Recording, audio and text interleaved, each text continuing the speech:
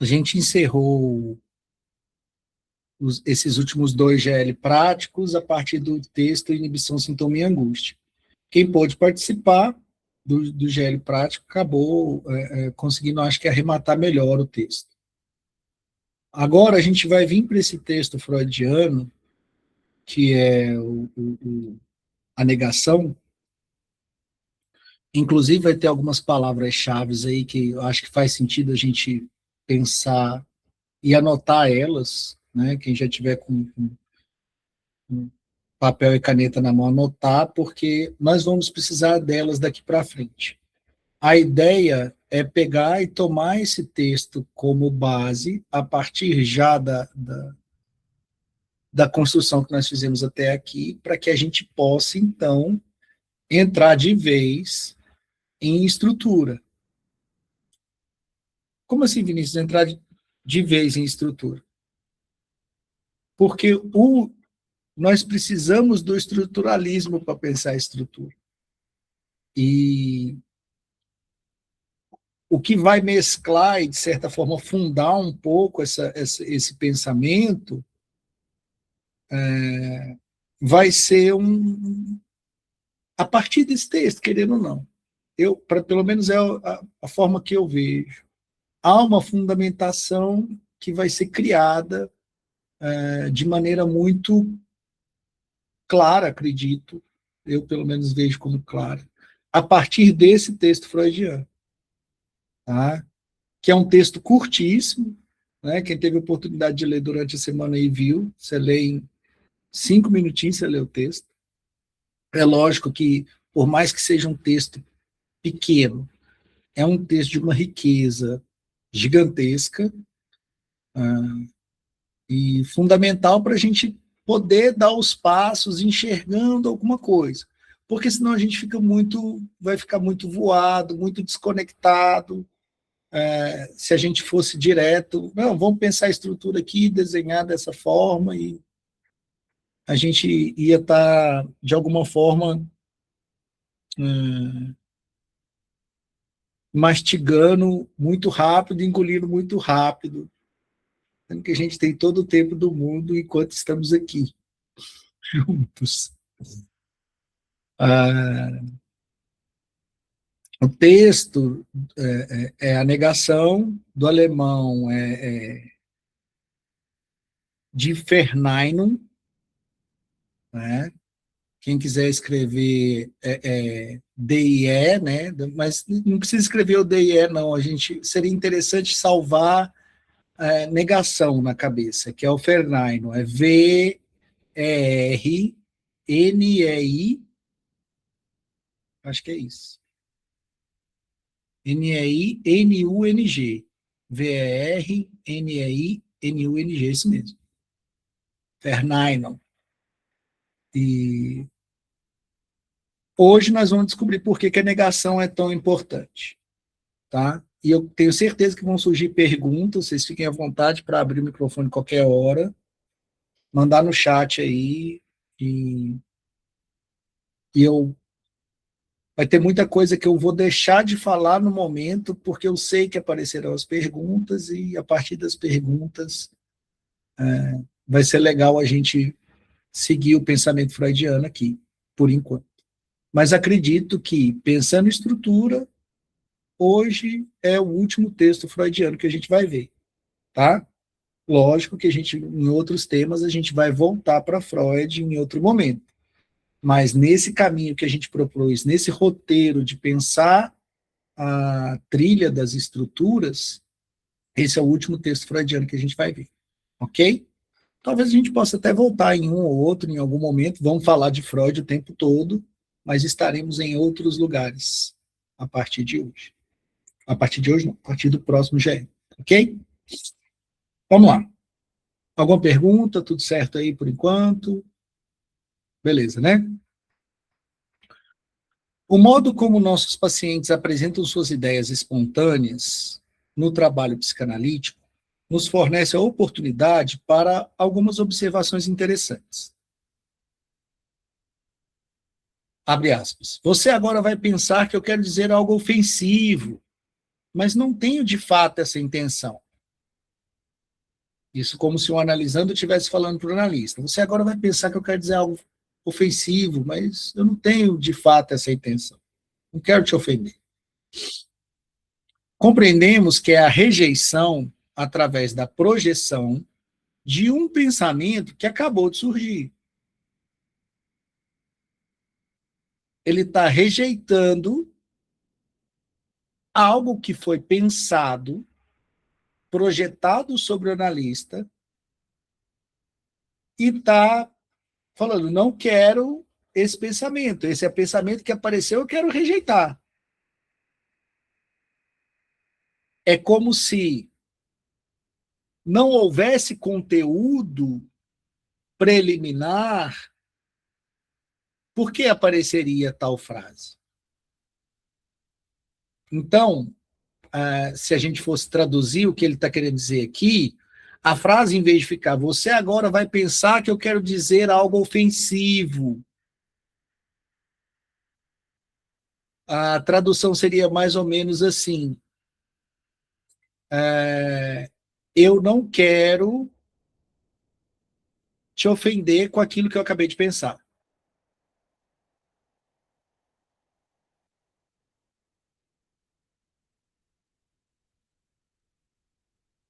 Mas, de fato, não tem essa intenção. Essa parte só até verdadeira. Não, eu não quero, mas eu não quero o quê? Eu não quero aquilo que acabou de aparecer.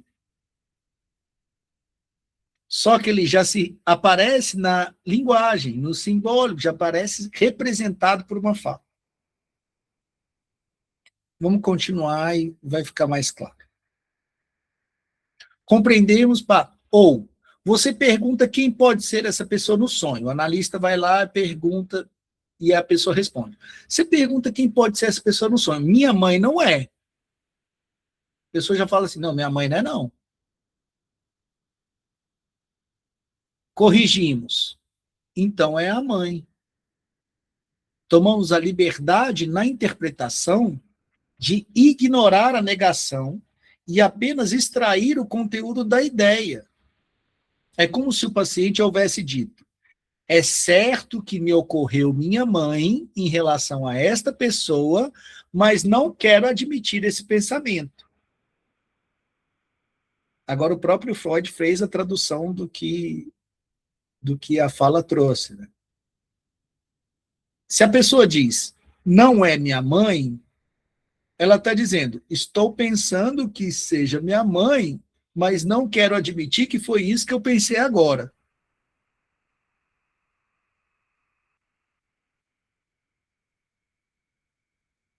Então, compreendendo mais ou menos, vamos prosseguir.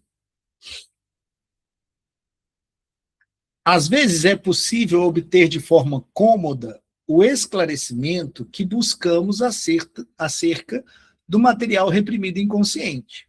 Perguntamos o seguinte, aí já é uma fala do analista, o que você considera o mais improvável naquela situação?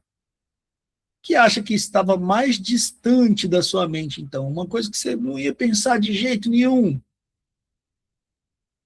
Se o paciente cai na armadilha e fala aquilo em que menos pode acreditar, quase sempre está confessando a coisa certa. Uma bela contrapartida a esse experimento se dá muitas vezes com o neurótico obsessivo, que já foi iniciado na compreensão de seus sintomas. O neurótico obsessivo traz na sessão para o analista. Tive uma nova ideia obsessiva e logo me ocorreu que ela poderia significar tal coisa. Mas não, não pode ser isso. Se fosse, não teria me ocorrido. Tipo, o inconsciente não ia me entregar isso fácil. Então, o obsessivo, ele vai muitas das vezes usar do próprio conhecimento de que, nesse caso, né, nessa hipótese aqui que Freud está trazendo, desse inconsciente lá dentro. O inconsciente não ia me trazer tão fácil essa questão, então não é isso. O que ele está rejeitando com essa fundamentação que ouviu no tratamento é, naturalmente, o significado correto da nova ideia obsessiva. Oh, Vinícius, Vamos lá, Marco. mas ele sabendo, né? Ele sabendo da teoria, ele não teria como falsear isso aí? Ótima pergunta. Se ele for falsear, o que ele vai trazer? O que ele vai trazer serve de um conteúdo? Sim. Mesmo ele propondo estar falseando. Porque é justamente isso que Freud está dizendo aqui, que o obsessivo, ele está tentando falsear sem conseguir. E aí a gente pensa, mas o obsessivo ele pode falsear? Pode, mas mesmo que ele falseie, mesmo que ele consiga, digamos que ele consiga, entende? É porque, assim, na minha visão, a partir do momento que o cara sabe o que tá acontecendo ali, a gente sabe a teoria, e vira um jogo de pôquer, né, cara? Sabe? Ele pode blefar. E aí, Pode. e se o cara for um ótimo jogador de pôquer? Essa que é a questão, né? Certo. Você traz uma questão super interessante e que eu acho que vale a gente colocar isso aqui, e por isso que a tradução vai mudar um pouco, né? O que seria traduzido como negação, de alguma forma, vai virar ali na frente denegação, porque ela atinge, de certa forma, um estatuto de indeferimento.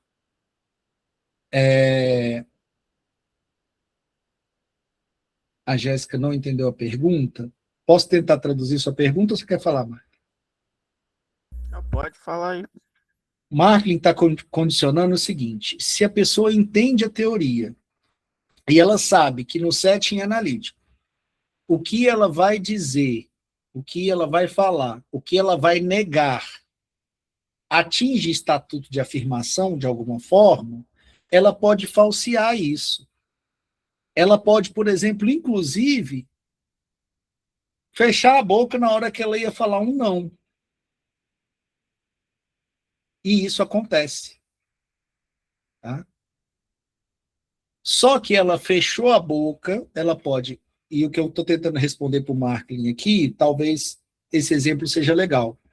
Quando ela fecha a boca para falar não é a minha mãe, ela não percebeu que ela pensou a mãe? Então, o próprio analisando não está reconhecendo, de alguma forma, essa manifestação do inconsciente sendo apresentada. Ele vai poder jogar pôquer com o analista? Sim, Marklin. A pergunta que eu te faço é, ele vai conseguir jogar pôquer com ele mesmo?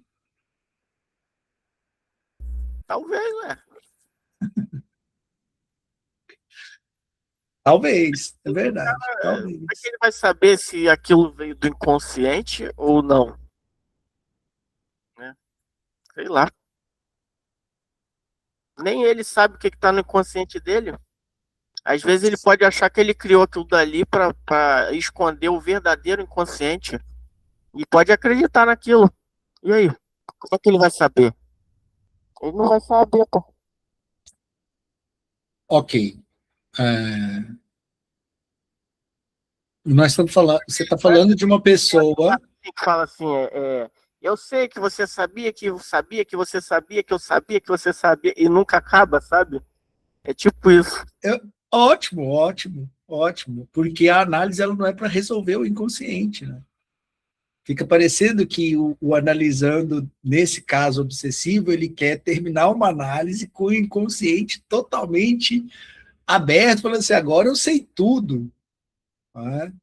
E isso pode, inclusive, Marco, passar a ser uma questão no setting, se isso vai se expor. Né? Se o analista observa e consegue perceber que o analisando está nesse jogo de pôquer com ele mesmo, essa pode exatamente ser a questão do analisando, uma das questões, ao menos, importantes para serem consideradas. Né? Porque o obsessivo ele tem isso, né? Ele quer, muitas das vezes ele quer resolver. Talvez, se a gente for pensar racionalizar, talvez a gente vá pensar mais na frente ali no fóbico, um pouco. Né? Mas casos e casos. A questão é, em análise, essa denegação, essa negação, esse indeferimento sempre vai ser algo, um material extremamente importante para a análise. Eu acho que na sua pergunta, talvez aí, tem um marketing perguntando, todo não é um não? Né? Talvez a questão também vá muito para esse lugar. Todo não falado que a pessoa vai exprimir é verdadeiramente uma afirmação de alguma coisa? A gente pode desconsiderar esse não de toda forma? Eu acho que essa pergunta é muito válida. Se a gente for pensar que a gente precisa levar em consideração essa denegação, isso que aparece do inconsciente, que às vezes, inclusive, pode aparecer, não aparecendo, inclusive, um não, uma palavra não simbolizada, uma representação da fala pelo não é. Às vezes a pessoa pode falar, fazer uma afirmação, e essa afirmação ser uma denegação. Tipo, não, eu amo minha mãe. A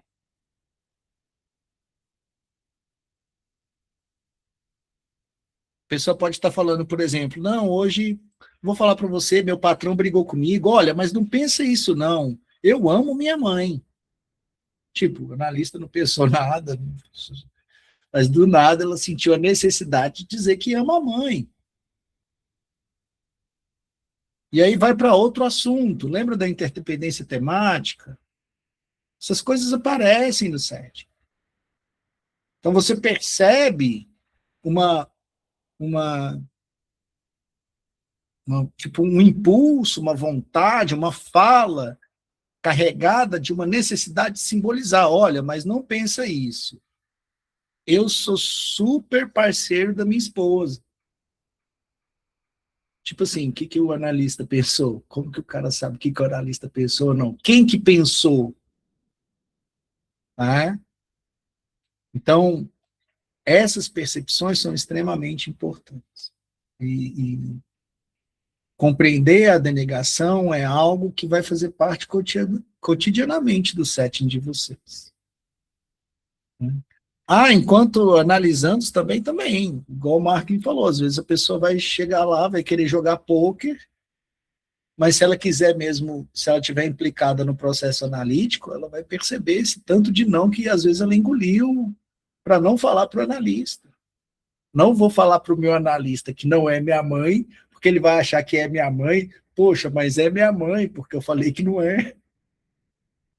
E aí a pessoa vai estar se implicando no processo, ela vai pensar sobre isso, ela vai, de alguma forma, conjecturar aquilo que apareceu mesmo sem a fala. Né?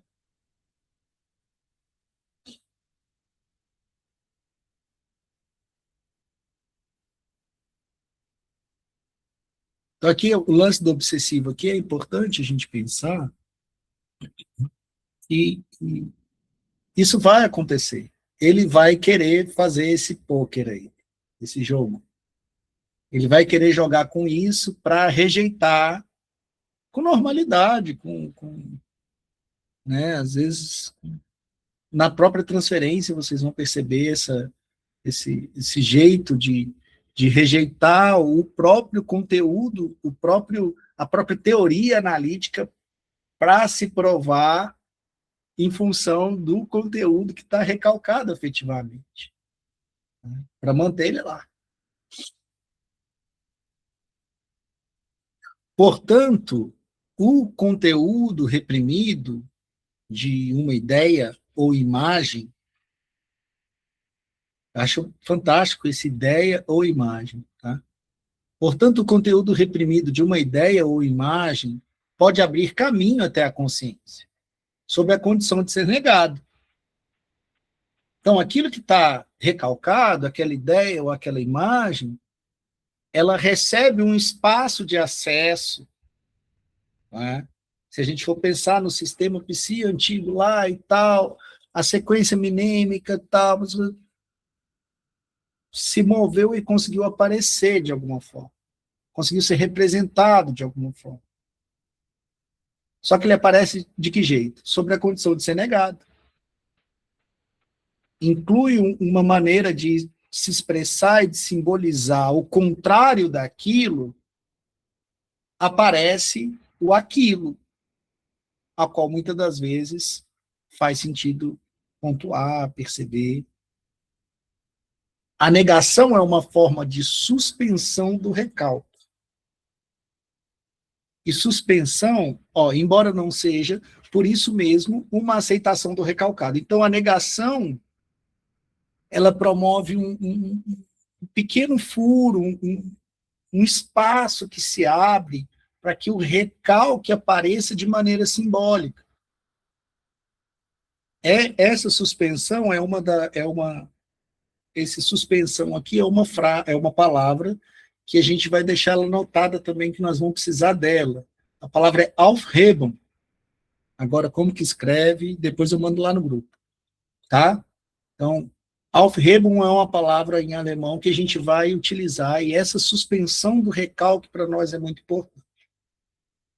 Essa negação que traz o estatuto de suspender o recalque de uma maneira que ele seja simbolizado. Gente, registra isso, anota essas coisas, isso é importantíssimo. Tá? Não vai ter caminho para a estrutura se a gente não compreender essas coisas aqui que, de primeiro momento, pode parecer até muito complicada, mas nós vamos chegar lá. Tá? Nisso vemos como a função intelectual se separa do processo afetivo.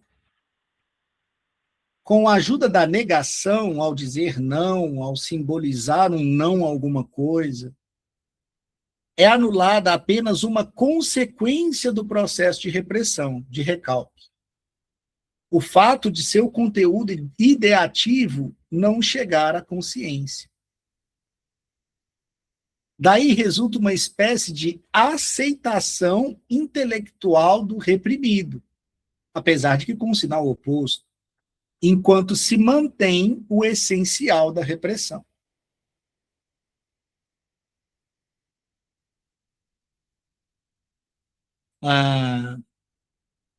Vocês entenderam essa parte? Freud está dizendo que, ao simbolizar o conteúdo recalcado utilizando o não, você está conseguindo trazer à mente, simbolizar, dizer, falar sobre um conteúdo que está lá. Por mais que você está usando esse sinal invertido e dizendo não, só desse conteúdo aparecer significa que ele existe. E quando você percebe, principalmente pela questão às vezes da interdependência temática, do equívoco, da falha lógica do discurso, você vai conseguir perceber que, com muita clareza, que essa separação que diz não, diz de um conteúdo existente. Porque senão não teria como dizer não a uma coisa que não existe. Você só diz não a partir daquilo que já apareceu de alguma forma no seu pensamento.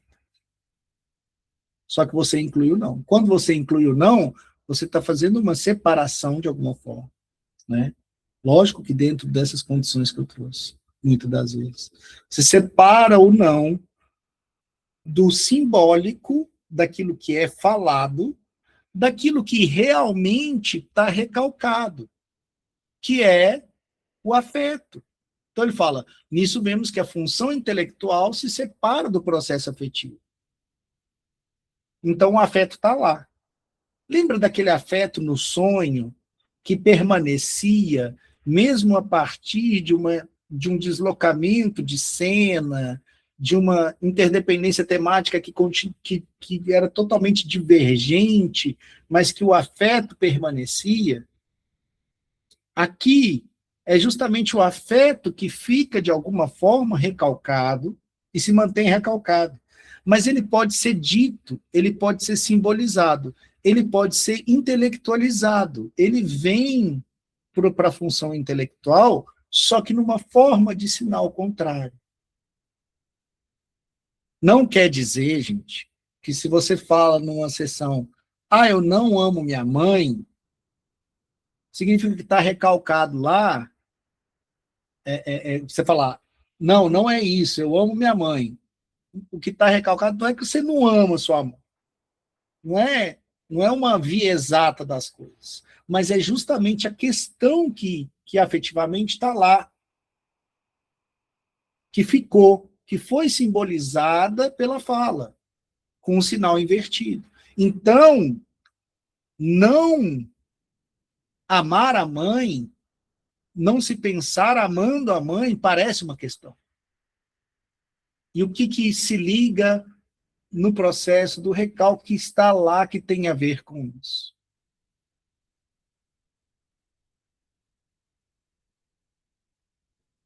Rosana escreveu assim, eu tinha uma paciente que falou, não gosto da minha filha. E depois, na sessão, falou, eu fico com raiva que ela não responde mensagem. Isso é uma negação? Então, essa é a questão, né? Como ela traz isso também vai ser importante para nós. Como isso aparece no setting também vai ser importante para nós. A gente não pode simplesmente dizer que a negação não gosta da minha filha, porque o que ia estar recalcado? Gostar da minha filha. Então, eu não posso gostar da minha filha. Gostar da minha filha precisou ser recalcado, por quê? Porque se eu gostar da minha filha, vai acontecer alguma coisa? Não estou falando que é ou que não é, Rosana. Eu não posso simplesmente pegar uma fala e dizer que isso é. Como isso é trazido, como esse não aparece, e muitas das vezes esse não vai aparecer sem aparecer. Inclusive, ontem, num grupo de discussão de caso, teve exatamente algo assim. Me lembra aí, depois que a gente parar de gravar, eu compartilho só um trechinho para vocês, para ficar elucidado como que, mesmo na falta do não, pode existir uma negação. E, às vezes, nem sempre, porque foi falada a palavra não, isso vai efetivamente construir uma denegação. Tá? Mas a nossa escuta clínica precisa estar atenta à denegação como um movimento, sim, demais. Demais. E isso, e essa concepção também é algo que vai ser primordial para levar a gente para pensar estruturas. Vamos lá. Vocês estão vendo o verdinho na tela aí ou não? Ah, né? Legal. O mesmo processo está na origem do conhecido fato do chamamento. Que bom que há muito tempo eu não tenho enxaqueca. Mas esse é o primeiro anúncio de um ataque, cuja aproximação o indivíduo já sente, mas em que não quer acreditar. Então a pessoa está ali já meio que quase sentindo enxaqueca, mas ela está negando aquilo e não percebe e fala, nossa, que bom, faz tanto tempo que eu não tenho enxaqueca. Pá! Começa a enxaqueca. Aí a pessoa vai e ainda fala assim, nossa, eu não posso abrir minha boca, né? É porque quando a gente abre a boca, a coisa a gente já pensou. Não tem como a gente falar sem aparecer um pensamento, ou do consciente, ou do inconsciente, ou do subconsciente, ou disso tudo misturado.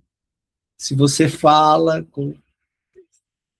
existe ali construções dentro de você para que sua voz apareça, para que as palavras fluam, para que o discurso apareça. Né? Seminário 5 do Lacan, primeiras lições são ótimas para você ter essa percepção.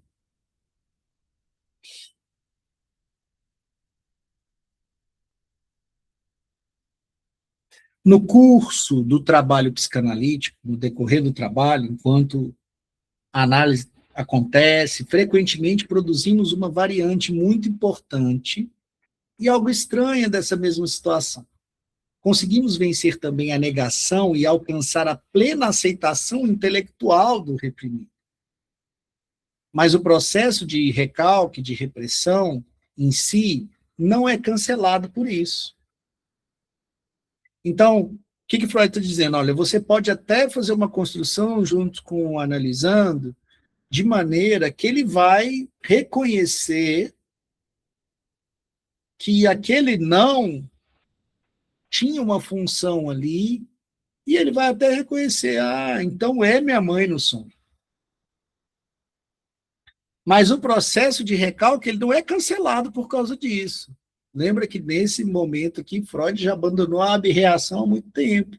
Então, não é porque a pessoa vai reconhecer que aquela negação é de fato uma afirmação, pode ser ao menos, que o recalque vai sumir, que o afeto recalcado vai aparecer, que isso vai passar a ser trabalhado em análise. Então, essa é que funciona.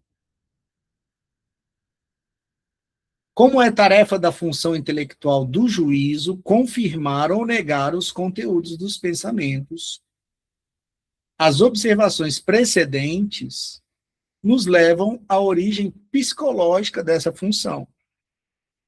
Então, após isso, há ainda o que Freud está chamando aqui de juízo. Né? Então,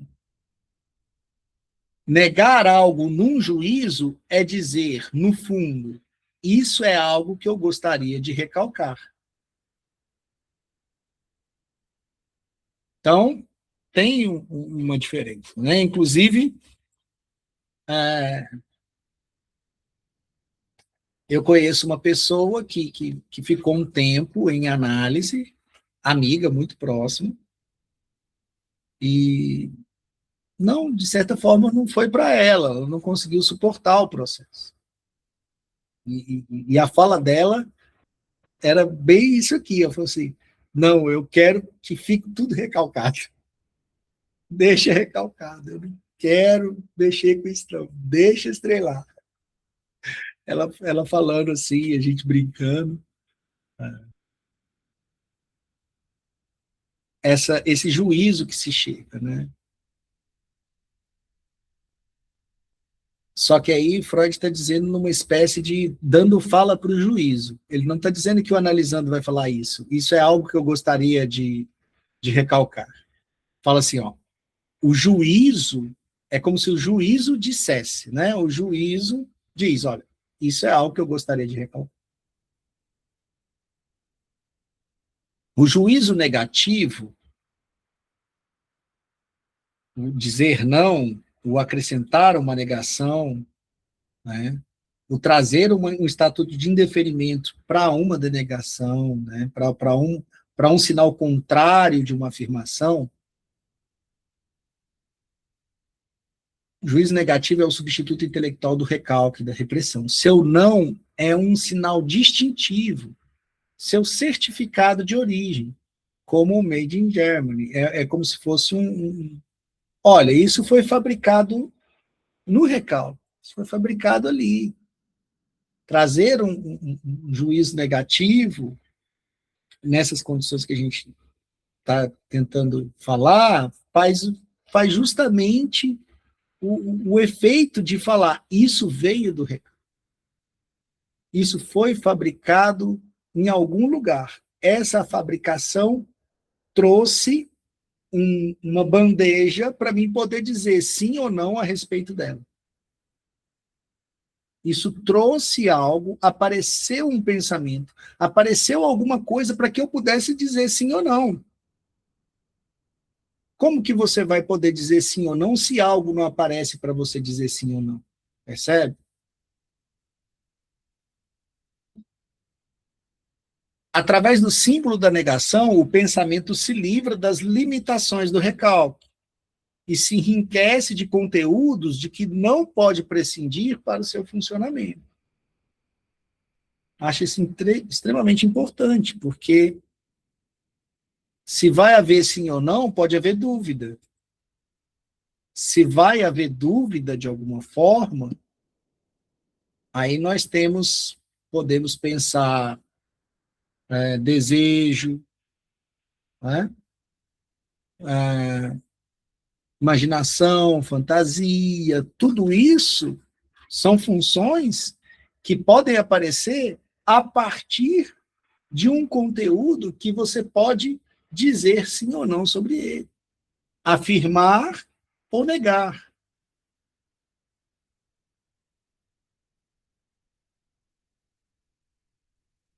Como que você vai poder dizer sim ou não se você quer comer ou não uma coisa que você nunca comeu? Como que você vai poder dizer se gosta ou não gosta? Você pode dizer que você gosta de uma coisa que você nunca comeu? Aí você fala assim, não, mas eu não gosto por causa do cheiro. Então você pode dizer que você não gosta do cheiro. Você não pode dizer que você gosta ou não gosta de comer, por exemplo. Então, é preciso, e a gente vai falar disso na continuidade do texto, é preciso que exista ali um espaço para se dizer de decisões que vão ser tomadas. Mas precisa-se de um conteúdo para que isso exista. E é esse conteúdo que muitas vezes aparece em forma de negação. Mas se ele aparece em forma de negação, é porque existe uma possibilidade de afirmação. E essa possibilidade de afirmação, muitas das vezes, pode ser justamente aquilo que foi recalcado. Ou associações próximas a isso que foi recalcado.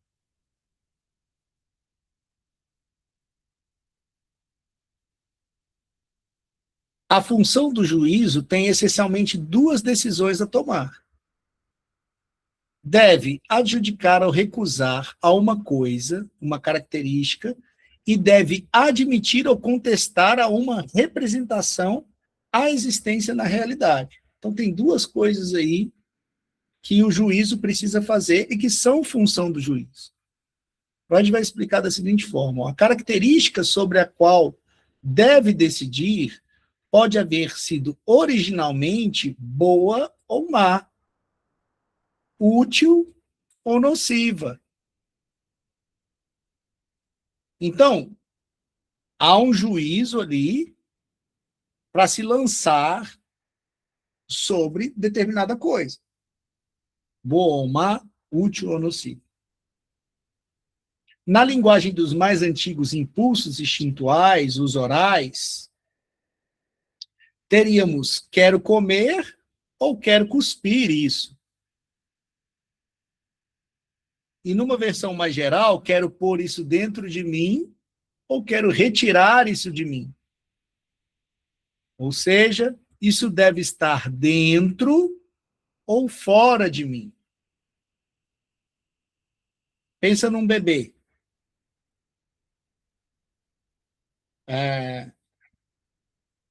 Você coloca, o bebê está com vontade de mamar. Você coloca ele para mamar no seu nariz. E aí?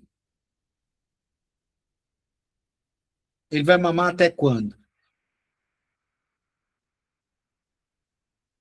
Se uma criança está esperando um danoninho, a cabeça dela já sabe o que é danoninho, ela está na fase de comer danoninho.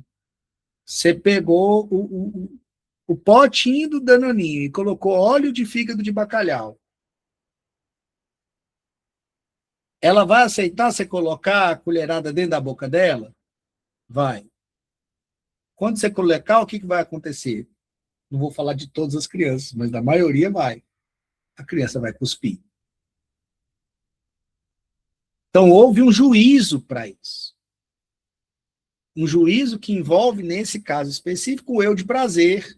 Não é prazeroso estar com óleo de fígado de bacalhau. A criança não vai falar assim, é prazeroso estar, não, ou não é prazeroso estar, não. Ela está esperando algo prazeroso. Mas quando ela percebe o não prazeroso, ela cospe. O eu de prazer original, o eu de prazer puro lá no início da nossa vida, ele quer introjetar tudo que é bom. Quer. E quer excluir tudo que é mal. Os nossos primeiros anos de vida é assim, né? Para o eu, o que é mal e o que é forasteiro, que se acha fora, são idênticos inicialmente. O que não é legal está fora.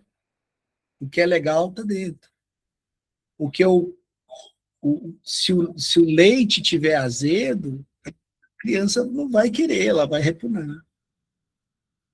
Né? A gente pode pensar aqui que, a partir dessas construções também, lá na frente vai ter uma moça que vai falar sobre um seio bom e um seio mau. Né? Aquele que é aceito e aquele que é rejeitado. Aquele ao qual eu quero me alimentar e aquele que eu quero cuspir. Né? A outra decisão da função do juízo, aquela sobre a existência real de uma coisa representada, é do interesse do eu realidade definitivo, que se desenvolve a partir do inicial eu de prazer, que é um exame já que constata ou não a realidade. Quando a criança perceber o que é um nariz e o que é um seio, se você for colocar ela para mamar no nariz, você já vai falar, opa, a criança mesmo já vai perceber, já vai achar estranho. Ela, poxa, isso aqui não está se confirmando. Na verdade, se ela não percebe ainda e você já coloca ela para mamar uma chupeta e ela vê que não sai leite na chupeta, ela pode rejeitar, falar, não, não é isso que eu quero. Porque essa realidade não se confirma, essa realidade não me alimenta. Esse real aqui não me satisfaz. Então, com o tempo, o juízo também vai ter essa função de buscar encontrar essa existência, essa realidade daquilo que até então é uma imagem, daquilo que até então é uma representação. O bebê, ele consegue confirmar, às vezes, se é a mãe. Olha, vê se é a mãe. É, não é? Tem um monte de vídeo que circula pela internet, muitas das vezes, que, às vezes, a mãe tem uma irmã gêmea e o bebê fica pulando de um colo para a outra. Porque a mãe é a outra. Então, estende o mão, a mãe pega, ela estende para o outro, a outra pega, estende para o outro, a outra pega. E a criança fica nesse vai e volta, porque ela está confirmando pela realidade da apuração escópica que aquela outra é a mãe.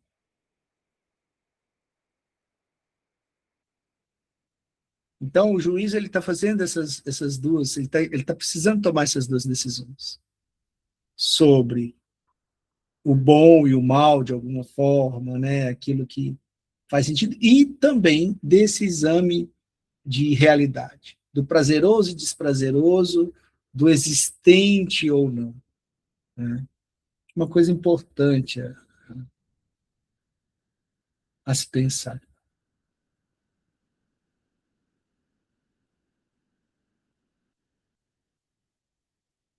É, novamente, como se vê, uma questão de exterior e interior.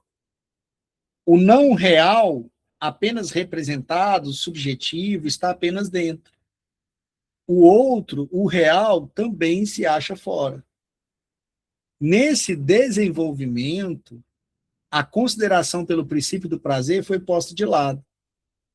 A experiência ensinou que é importante não apenas que uma coisa possua a característica de boa, isto é, mereça o acolhimento no eu, mas que também se ache no mundo exterior, que ela também exista, de modo que seja possível apossar-se dela em caso de necessidade.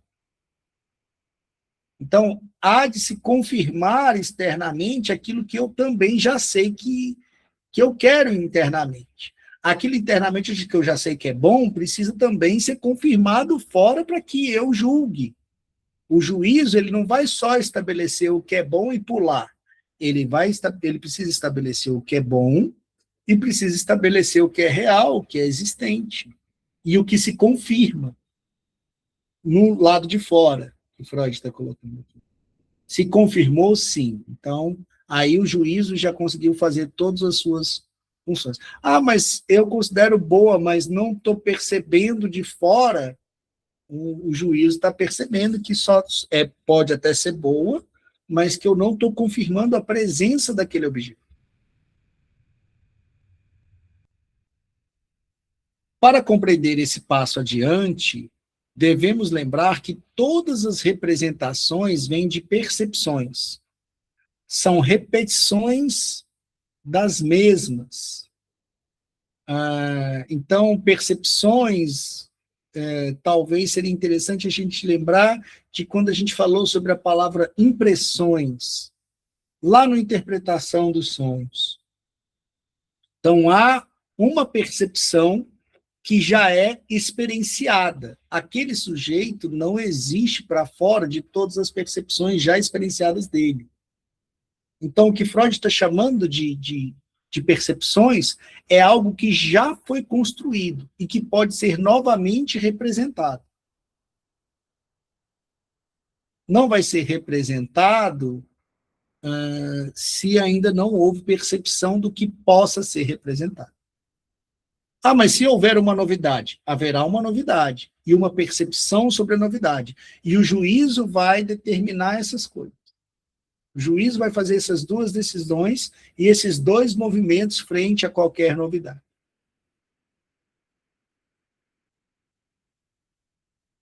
Mas novidade é uma coisa muito... A gente não tem que pensar nisso agora. Assim, originalmente, a existência da representação já é uma garantia de realidade do representado. Então, só daquela palavra aparecer, só daquela frase existir, mesmo que sendo negada, significa uma pré-existência dela. Já há uma percepção sobre aquilo simplesmente por aquilo aparecer.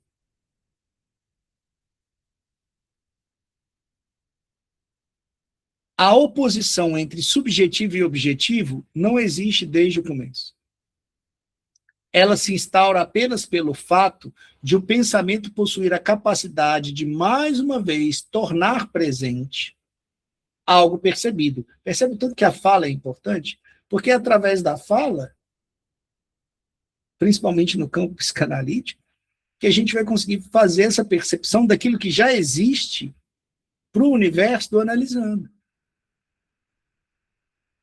Se a pessoa não tivesse esse conhecimento, se a pessoa não pensar isso, se a pessoa não compreender isso, ela não pode atender, por exemplo, alguém na estrutura da psicose. Na verdade, seria muito provável que tal analista desencadeasse surtos e surtos em sequência com o seu analisando.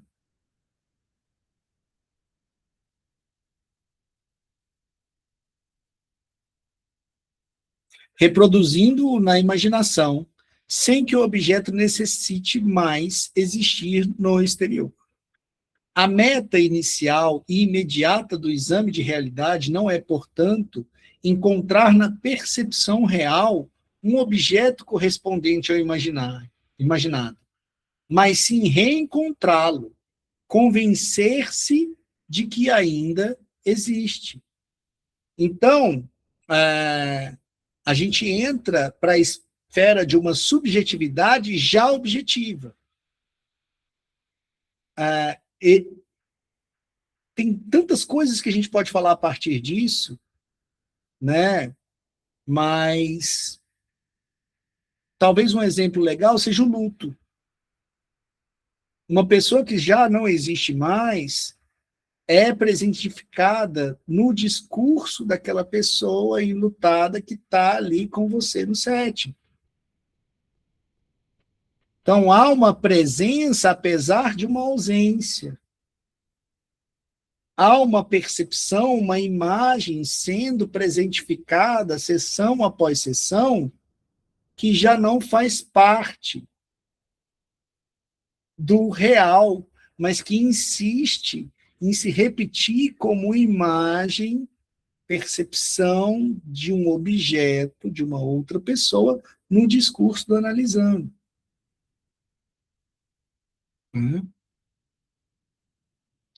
E ter esse pensamento, essa construção da denegação e do juízo, a partir disso que Freud está construindo aqui, vai, inclusive, fazer da clínica do luto algo,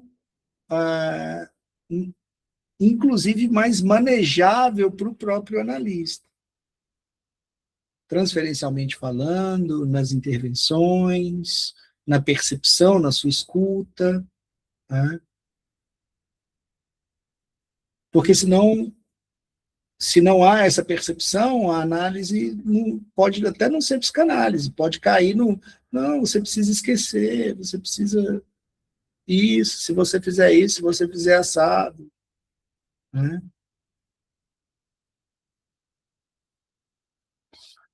Uma outra capacidade da faculdade de pensamento também fornece uma contribuição para o divórcio entre subjetivo e objetivo.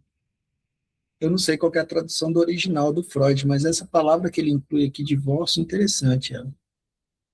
Podia escolher outras, talvez. Né? Por que será que ele coloca divórcio aqui?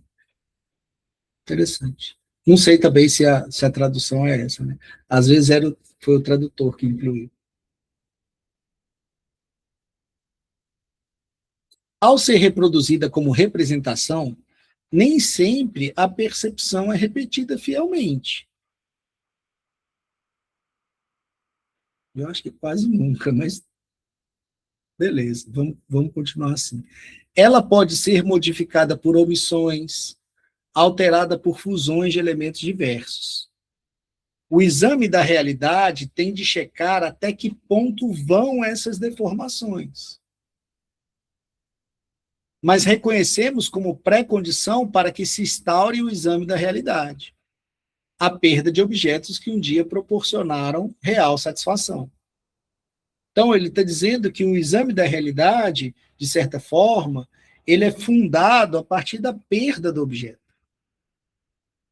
Não se procura uma realidade se não se perde algo da mesma realidade. Então, para tentar ser didático, a criança só vai descobrir que perdeu o peito da mãe na hora da fome, em função de outra falta, e quando ela começa a perceber que aquele objeto não pode estar presente o tempo todo com ela, ela começa a buscar fazer um exame de realidade para saber se sim ou se não. E aí, se a mãe brinca, coloca para mamar no nariz, se a mãe dá uma chupeta, a criança precisa cada vez mais entrar em uma condição de perceber a realidade para saber se ela está aonde ela gostaria de estar, para se satisfazer de alguma forma. E então, o que Freud está dizendo? Que nessas duas condições de juízo, de certa forma, né, na condição de boa e ruim, mamar é bom, estar no colo da minha mãe, mamar é ótimo, então a criança já formula isso sem palavras, mas ainda tem uma outra decisão que vai aparecer do juízo. E essa decisão que vai aparecer do juízo, ela só aparece pela necessidade de encontrar na realidade um objeto que foi perdido.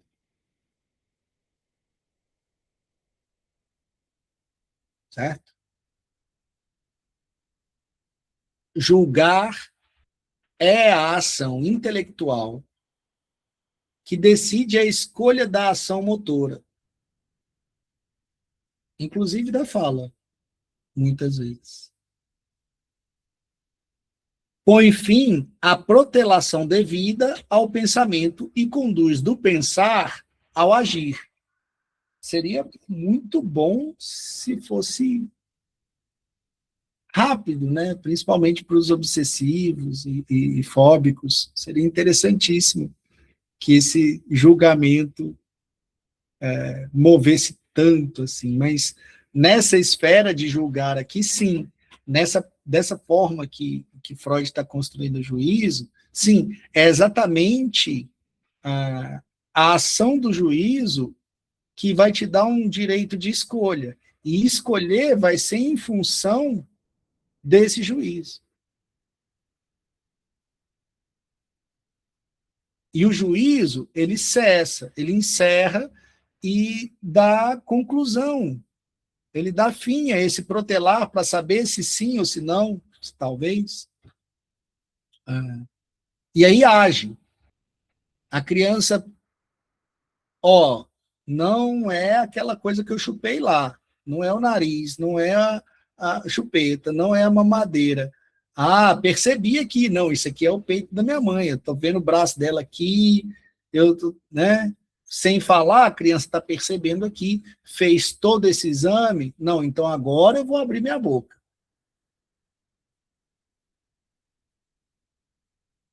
A gente pode pensar também na criança que morde o seio da mãe, que percebe, faz um exame de realidade, ela sabe que aquele objeto está ali, ela não quer perder aquele objeto, e o juízo dela diz, eu vou tomar uma atitude motora aqui porque eu quero continuar nesse prazer, quero continuar nesse lugar. Quantas crianças, às vezes, mamando, eu posso dizer isso com propriedade, 4 filhos é muita coisa, a gente consegue perceber. A criança, às vezes, ela quer ficar no peito da mãe e ela não quer mamar. Pode existir a criança que ela vai ficar com a boca no peito, lá não vai mamar, você vai ter que cutucar ela para mamar, ela não vai mamar, mas se na hora que você quiser tirar, ela pode morder. Então, olha o juízo que já está sendo desenhado num tão inicial, numa psique tão de início de vida. Os movimentos que estão aparecendo e que podem, sim, ser repetidos com os objetos posteriores, que serão perdidos. Não é?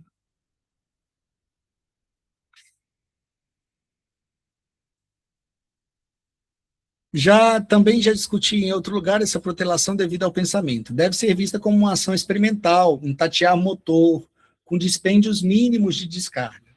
Ok. Então, não é muito do que eu disse, mas também. O que eu disse também encaixa de certa forma. Freud está falando daquela linha fina que a gente fala lá na interpretação dos sonhos, que ele escreve anterior à interpretação dos sonhos ainda, de energia, aquela pouca energia, aquele pouco gasto, para que vá devagar entendendo a compreensão e trazendo ali esse juízo de uma maneira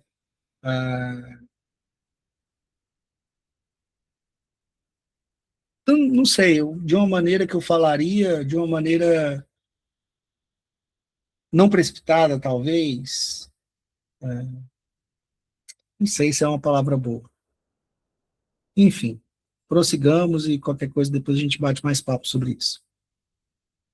Lembremos-nos, onde o eu exercitou antes um tatear assim? Em que lugar aprendeu a técnica que agora utiliza nos processos de pensamento? Fantástico isso. Isso ocorreu na extremidade sensorial do aparelho psíquico, na percepção dos sentidos. De acordo com a nossa hipótese, a percepção não é um processo puramente passivo. O eu envia periodicamente pequenas quantidades de investimento ao sistema perceptivo, mediante as quais prova os estímulos externos, retraindo-se novamente após cada um desses avanços tateantes. Lembrei que ele, de uma... Eu acho também que na interpretação dos sonhos, que ele fala assim que às vezes é percebido que os bebês estão sonhando que estão mamando, se amamentando, né?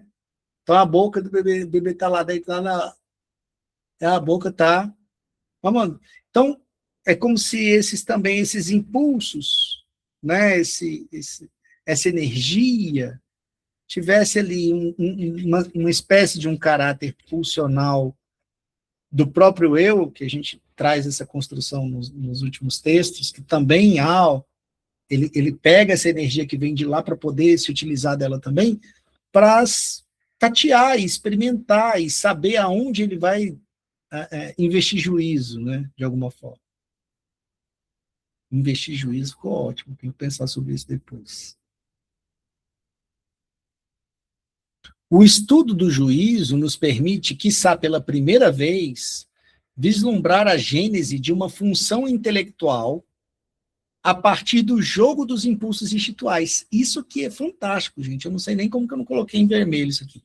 O estudo do juízo nos permite, quiçá pela primeira vez, vislumbrar a gênese de uma função intelectual. Como que a função intelectual vai começar a aparecer? A partir dos jogos dos impulsos instintuais, mediante o juízo.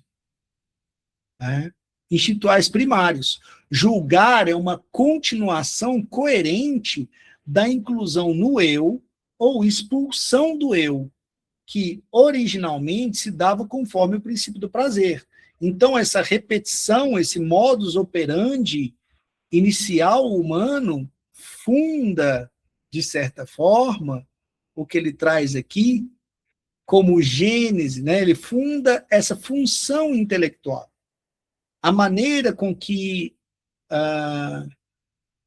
o juízo começa a se dar, a partir de como será a leitura do universo dali por diante, de como vai construir o intelecto aquele ser, né? O ser humano em si.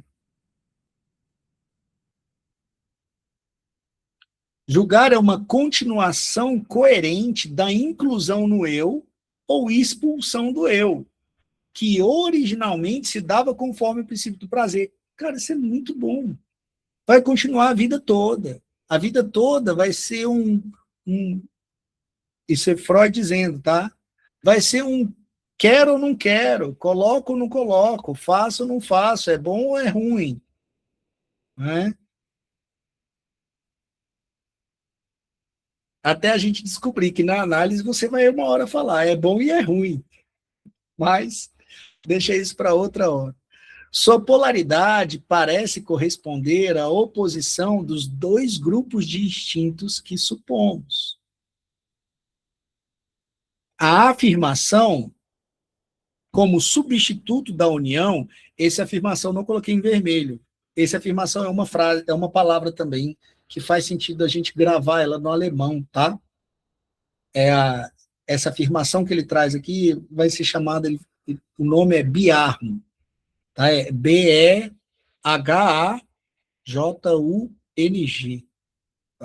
Acho que é isso. Biarm. Behajung.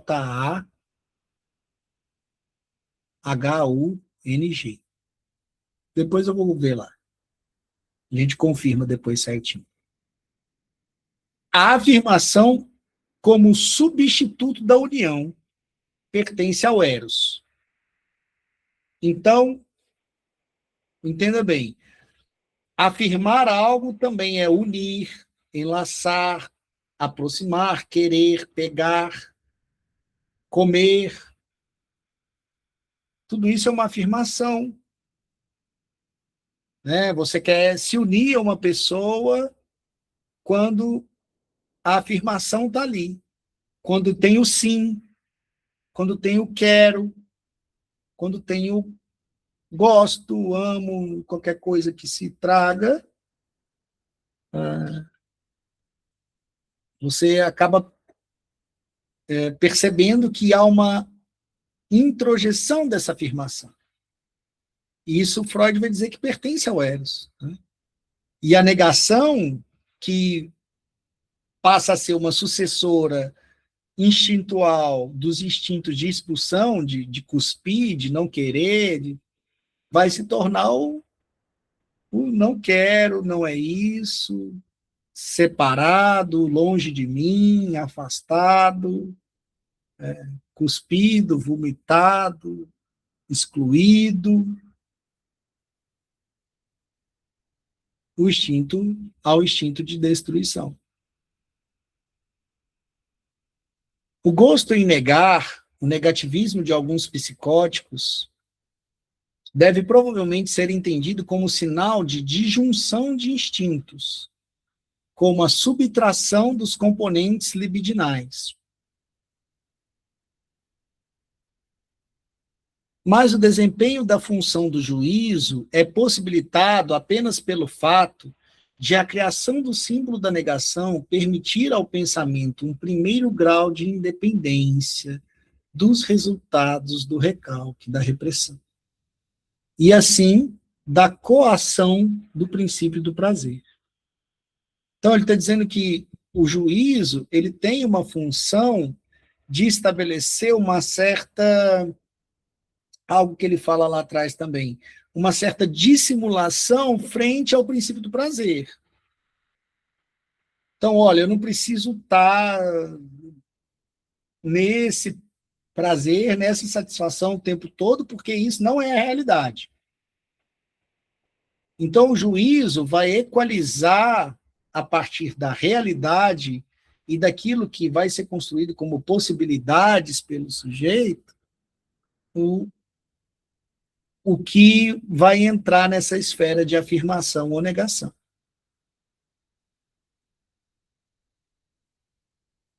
Então, o princípio do prazer, ele já não...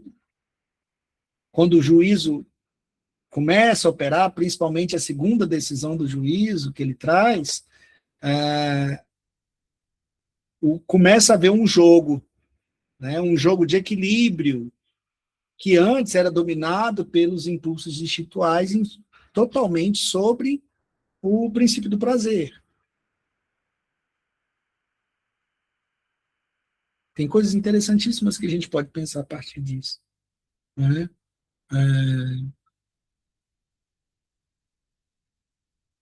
Como, por exemplo, se a gente for pensar na neurose, essa dúvida que o juízo estabelece, essa dúvida que o juízo ajuda a construir, né, pode dizer muito de como o neurótico vai continuar construindo essas dúvidas ao longo da sua existência.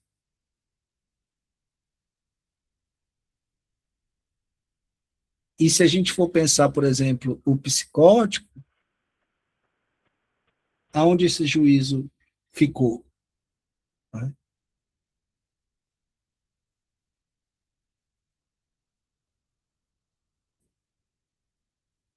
Harmoniza-se muito bem com essa concepção da negação o fato de que, na análise, não encontramos nenhum não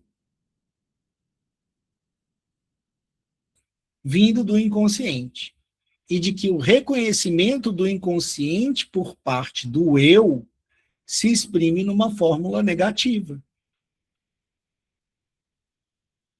Não há prova mais forte de que conseguimos desvelar o inconsciente, ou seja, alcançamos o inconsciente literalmente, do que o analisando reagir dizendo, não pensei isso, ou nisso eu nunca pensei. Como? Como que ele é capaz de pensar se ele nunca pensou? Como ele é capaz de trazer uma negação de algo que nunca foi afirmado?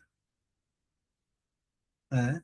Nessa hora a gente está vendo o inconsciente. O inconsciente está meio a céu aberto. Né? Por isso que a negação é tão importante.